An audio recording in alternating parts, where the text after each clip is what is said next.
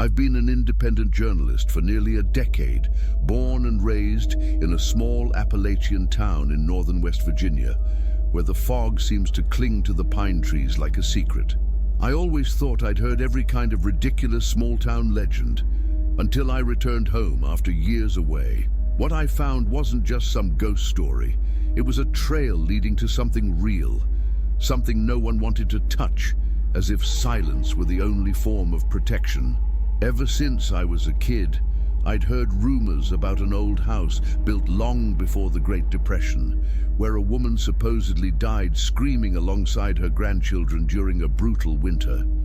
They called her the Screaming Lady. The local kids used to joke about it, but the adults would just drop their gaze or change the subject. Nobody wanted to talk about that house. I thought it was all superstition. But when I came back to town to work on a research piece involving archived civil records, one small detail buried in a report made me freeze. A mention of a property sealed off due to unresolved traumatic events. The address was the same, the old manor at the end of the gravel path. It wasn't part of my assignment, but something pulled me in. I started digging through old ledgers, personal diaries, even letters yellowed by time. And that's when I found something no one else had seen, or maybe had chosen to ignore. An unsigned letter, written in a trembling hand, describing a figure with ashen skin and veiled eyes standing at a window, holding what looked like a bundle in her arms. The letter was dated 12 years after the supposed death of the family. That changed everything. I was staring at a story that hadn't ended. And the worst part, I wasn't the only one who had seen it.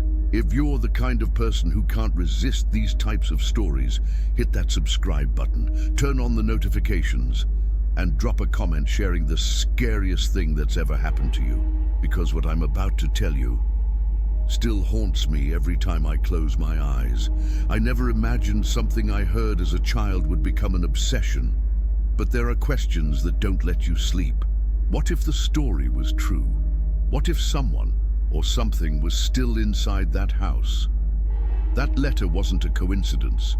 It was a doorway, a sign that something had been waiting to be uncovered. That's how it all started. That's when I decided to follow the path to the very end.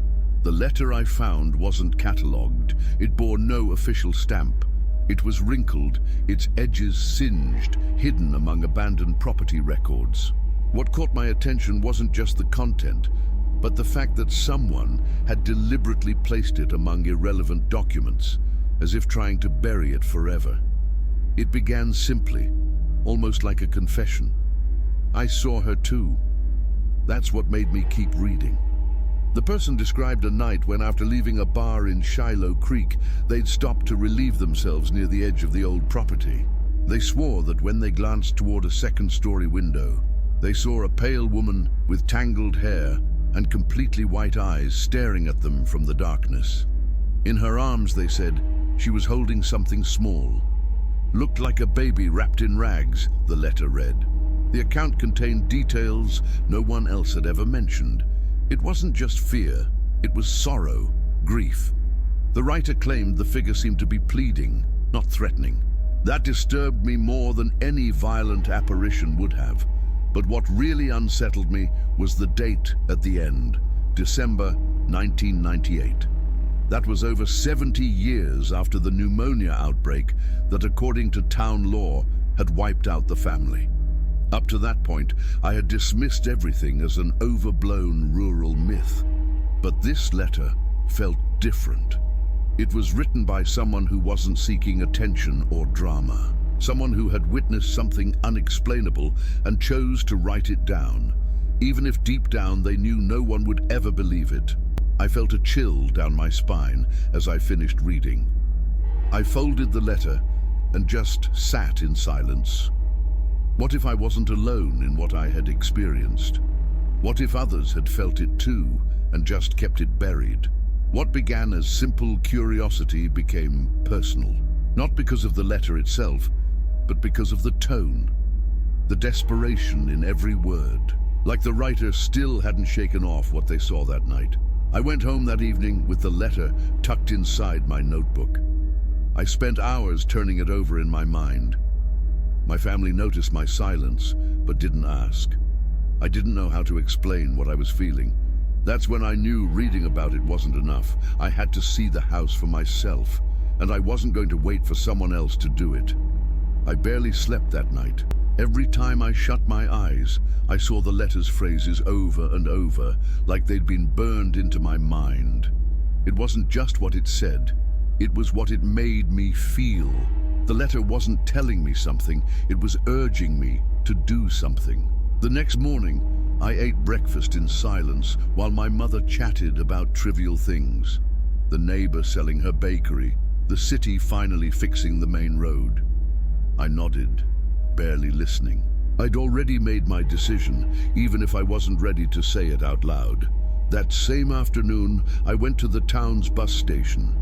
There was only one route that ran every hour to Shiloh Creek. I bought a one-way ticket without thinking too much. I packed only what I needed: a flashlight, a notebook, 2 spare batteries, and a small pocket knife. I didn't plan to stay.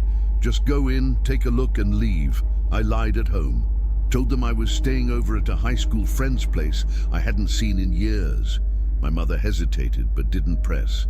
Sometimes when you lie with enough conviction, people choose not to ask. Maybe she sensed it. Maybe she knew I had to do this. I boarded the bus and took a window seat. The road wound through the hills. As we climbed, the trees leaned in over the road like the forest wanted to swallow it whole. I remembered how that stretch used to terrify me as a kid. I'd always shut my eyes tight. We reached Shiloh Creek in under 40 minutes. It was slightly bigger than my hometown, but not by much. The houses were older, many with sagging roofs and crumbling brick walls. I got off without looking back. I didn't ask for directions. I already knew where the house was. I'd heard the story so many times, I could picture it clearly. The house stood at the end of Lincoln Avenue, just past the last street lamp, where asphalt turned to gravel. I walked through the center of town like I belonged, avoiding eye contact with the few who watched me. When I saw the street sign, I felt something churn in my stomach. It wasn't fear, not yet. It was the sensation of making a mistake you know you can't undo. I crossed the road and started walking uphill, leaving behind the town, the lights, the sounds. All that remained were my footsteps, the crunch of gravel, and the cold. I didn't realize it at the time, but I wasn't heading to see an abandoned house. I was heading straight towards something that had been waiting years for someone to return. The sun was starting to slip behind the ridgeline as I reached the end of Lincoln Avenue. From there on, the pavement vanished and became a narrow, rough trail framed by gnarled old trees that seemed to bend in, trying to block the path. As I pushed forward, the air grew heavier, wetter. The silence thickened until it rang in my ears. There was no wind, no birdsong, not even the buzz of insects. Only the sound of my own footsteps, which grew more uncertain with every yard. I paused to glance back. The town was no longer visible, just the deserted path and encroaching woods. For a moment, I wondered if I was losing my mind, but I kept walking. After about 10 minutes uphill, I noticed something that made me frown. Footprints, faint but fresh. Shoes, small ones, headed the same way I was. I crouched to look closer. The soil was damp, as if it had rained recently. Those prints couldn't have been older than a day or two. I considered the possibility that someone else had gone out there just out of curiosity. Some bored teenager from town like me. But I couldn't convince myself. There was something about the way the footprints were spaced, like whoever walked that path didn't come to explore, but out of habit, like someone who knew the way well. My flashlight still hung from my backpack. I didn't need it yet, but the sun was already dipping low, and the trees made the darkness come quicker. The air had turned colder. I pulled my collar up and quickened my pace. After a few more minutes, the trail suddenly opened into a small clearing, overgrown with tall grass and brambles. And there it was, the house, From where I stood, I could see it was still standing, barely, but time hadn't been kind. 2 stories, with a pitched roof and dark wooden siding, much of it warped or split from moisture. Some windows were boarded up, others shattered. At the entrance, remnants of what once was a porch sagged under the weight of decay. Only one column still held up the entry roof, and it looked like it could collapse any second. I stood there for a long moment, taking deep breaths, as if I could convince myself not to go in. But I had come this far. I wasn't turning back now. I crossed the clearing, pushing the tall grass aside with my feet, and when I stepped up onto the remnants of the porch, I felt something strange. Not quite fear, more like rejection. As if the house itself didn't want me there. I ignored it, or tried to. Deep down, I already knew it was too late to turn back. I pushed the door gently. It was slightly ajar, but groaned with every inch it moved, as if protesting the intrusion. The frame was crooked, and the hinges barely clung on. I had to shove hard until it finally gave, unleashing a sharp creak that echoed through the interior like an unwelcome scream. The smell hit me instantly, a thick mix of damp, rotting wood and something else, something metallic, almost sweet, like dried blood. I reflexively covered my mouth. My flashlight, now switched on, cast a pale yellow cone of light that barely pierced the shadows. Inside, everything was in a state of utter neglect, but not complete chaos. There were remnants of old furniture, some draped in stained sheets, others tipped over at odd angles, like they had been dragged or shoved. The floor creaked under each step, and dark stains spread across the walls, like creeping roots climbing toward the ceiling. But what disturbed me most was the sense of order. Empty bottles lined up neatly on a shelf, a blanket folded over a worn-out armchair, and in one corner, a faded photograph still framed and hanging crooked on the wall. The image was grainy, but you could make out an older woman standing beside 3 children. None of them were smiling. With every step deeper into that house, the feeling of being watched intensified. It wasn't paranoia, it was instinct. My body knew it before my mind did. Every nerve in me screamed to get out, but I stayed. I passed through what looked like a living room, then into a kitchen where rusty utensils still hung, and broken dishes lay scattered across the floor, untouched for decades. An old metal fridge stood crooked, its door slightly ajar, releasing a stench that made me back away immediately. My flashlight flickered for a second. I tapped it with my fingers until the light steadied. I took a deep breath and stepped toward the hallway. At the end of it, a narrow, crooked staircase led to the 2nd floor, but before climbing, I wanted to take one last look around. That's when I saw it. The dust on the floor wasn't evenly spread. There were clear areas where someone, or something, had walked recently. The footprints were small, like a child's. They led directly to the stairs. I swallowed hard. I didn't know what I would find up there, but I knew if I didn't see it with my own eyes, I'd never stop wondering. I began to climb, holding the flashlight tightly, feeling each step groan beneath my weight. With every foot, the air grew colder, thicker, and somewhere along the way, without realizing it, I stopped wondering whether I should be there, and started wondering whether I was alone. When I reached the final step, my flashlight quivered in my hand. The 2nd floor was even darker, like the house knew I was inside and was wrapping itself around me. Unlike the 1st floor, where wind seeped in through cracks, up here there was nothing. No creaks, no drips. Just a suffocating, unnatural silence, as if the air itself were held in place. The hallway was narrow, wallpaper peeling in long strips. On the left, the doors were shut, on the right slightly open, as if inviting me in. I chose the one with the most marks on the frame, scratches, like from fingernails or something worse. I nudged it open and stepped inside. I knew immediately it was the children's room. 2 small beds stood side by side, covered in worn, time-eaten blankets. The beds were perfectly made. That was the first thing that disturbed me. Who had arranged them? Why were they still tidy if no one had lived here in decades? At the foot of one bed, an old wooden cradle rocked ever so slightly, despite the still air. I approached. On the mattress, only dust and a dark stain in the center, as if something had lain there too long. On the wall, the most disturbing thing yet, someone had written dates with charcoal or something burned. They were listed one below the other, spaced exactly a year apart. I didn't recognize any of them until I reached the last. It was freshly written, darker, still almost wet. It was tomorrow's date. I stepped back instinctively. I didn't understand it. Was it a ritual, a calendar, or just the obsession of someone who kept coming back year after year? That's when it changed. The temperature dropped sharply. The air thickened like I'd suddenly stepped into a sealed cave.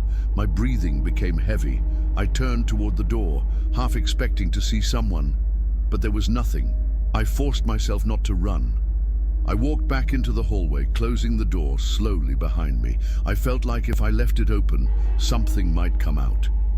I leaned against the wall, trying to steady my pulse, but I couldn't stop picturing those beds. They didn't look abandoned. They looked like they were waiting. I moved toward the far end of the hallway. To my right, another door, this one fully closed. Something about it was different. The wood looked newer. It was sealed with rusty nails. No doorknob. That's where curiosity overcame fear. That's where I made the mistake that changed everything. The doorknobless door pulled at me like a magnet. It wasn't like the others. Slightly different color, smoother grain, newer lumber. Up close, I saw it wasn't a door at all, but a makeshift barrier, hammered shut with thick planks, as if someone had tried to block whatever was behind it or keep it from getting out. I ran my palm across the surface. It was cold. Too cold, like it hadn't been exposed to the same weather as the rest of the house. I tilted my head and leaned in, doubting myself. I didn't expect to hear anything. It was just wood. But I did hear something. First, a faint scratching, a brushing sound that could have been a rat, a branch, anything logical. I jumped back, breathing fast.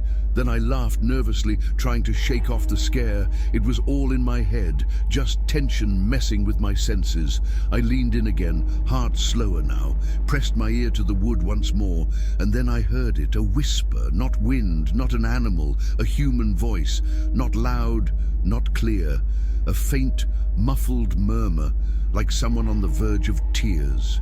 I couldn't make out the words, but I knew the tone, pleading. I stumbled back, nearly dropping the flashlight. Sweat ran down my back despite the cold. It couldn't be. There was no logical way someone could be speaking from behind a wall that had been sealed for years. I tried to think of explanations, a crack leading outside, an acoustic anomaly, my exhausted mind making things up. None of them made sense, and that scared me more than the sound itself. I looked at the rusty nails, bent but solid. That wall hadn't been opened in a long time, no signs of recent tampering, and yet someone had made that sound. I couldn't stay. I couldn't open it. I backed away like the door was burning hot. I didn't run, but I didn't look back. Every step felt like something was following me, breathing with me. In the hallway, the air felt heavier. My flashlight, still on, was growing weaker. I stopped at the top of the stairs. I didn't know whether to run, freeze, or turn back and face whatever was behind that cursed wall. Then in that exact moment, I felt the worst of it. A breath, cold and unmistakable, brushing the back of my neck. I spun around instantly, but no one was there. Nothing, only silence, and the dreadful certainty that from that moment on, I was no longer alone. I descended the stairs, shaking. Each step groaned underfoot like it wanted to betray me, as if the house knew I was fleeing. The air was thicker than ever, hard to breathe. With every step, something inside me screamed, "Get out! Don't look back! Don't think!" I reached the first floor, flashlight still in hand, its light flickering like a candle about to die. I felt disoriented, like the layout of the house had changed, like the hallways no longer led to the same places. I stopped, trying to recall the entrance path. but I couldn't. Everything looked warped, narrower, darker. And then, just as I was trying to orient myself, the flashlight died. I shook it. Nothing. Smacked the side with my palm. Still nothing. Darkness wrapped around me like a wet blanket. My breathing quickened. I could hear every heartbeat in my ears. Panic climbed from my gut to my throat. And then, off in the distance, just a flicker. It wasn't natural light. It wasn't a window. It was a reflection, like something deep in the hallway was catching the dying flicker of my flashlight's last breath. I squinted toward it, and then I saw it. A face, pale, distorted, clinging to the wall just a couple of feet off the ground as if it had slithered there. The skin hung in sagging folds, tinged greenish black. The eyes were wide open, pupilless, completely white, like they were covered in dry membrane. But what hit me the hardest was the mouth. It was open, not in surprise. No, it was disfigured. The lower jaw hung at an unnatural angle, nearly detached. Inside, yellowed, jagged teeth jutted from cracked lips, and in the center, an engorged tongue, swollen like it was about to speak. But it didn't speak. It just stared. Frozen in the hallway, I couldn't scream. I couldn't move. I felt the air leave my lungs, and time seemed to freeze. My legs buckled. I don't know how long it lasted. Seconds, maybe less. But I saw it. I know I did. And I know it wasn't in my head. I blinked, and the face was gone. But something inside me had changed.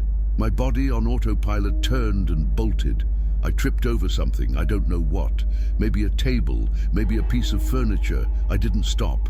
I ran toward what I thought was the exit. I hit walls, slammed through doors. The house felt like it was closing in on me. Until I saw it, a faint glow. The door. It was open. I burst through it, gasping like my soul had been yanked out of me. I left that house behind, but I felt like something followed me. I don't clearly remember how long I ran after escaping. All I know is that my legs moved on their own, like every inch of my body understood it needed to flee, even if my brain hadn't processed what I'd seen. I ran until the trees thinned and gravel crunched beneath my feet again. The town's lights shone in the distance like a beacon in a sea of fear. I stopped at the first house I saw with lights on. I banged on the door, almost in tears. An older man answered, confused. He didn't ask much. He let me in and handed me a glass of water as I collapsed onto his floor, breathing heavily, hands shaking. A few minutes later, once I could speak, I asked to use his phone. I called home, spinning some broken story about a bus problem. My dad came to get me without saying much, and even though he tried to ask what had happened, I didn't speak a word that night. Days passed, then weeks. I didn't talk to anyone about what I saw. I tried convincing myself my mind had played tricks on me. That stress, darkness, isolation, all of it had created a hallucination.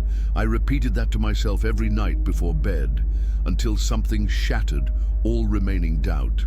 One afternoon, while digging through my backpack to swap out the dead batteries in my flashlight, I found something I didn't remember packing.